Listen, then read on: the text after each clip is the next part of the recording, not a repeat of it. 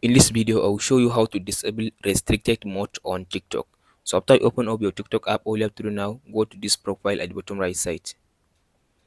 After you open up your profile, now tap on this menu at the top right side. Under this menu, all you have to do now, go to the settings and privacy.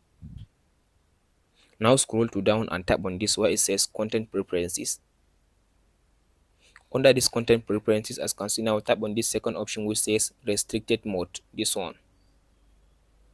This second option, tap on it.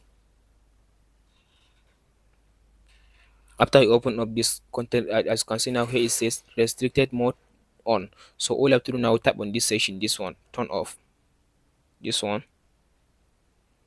So now it will ask you to confirm your password for the restricted mode. So tap in your password. After you tap your password, tap on this next button. So as you can see now it will show me that I disable. As you can see now, it says turn up restricted mode. So now that's it guys on how to disable restricted mode in TikTok.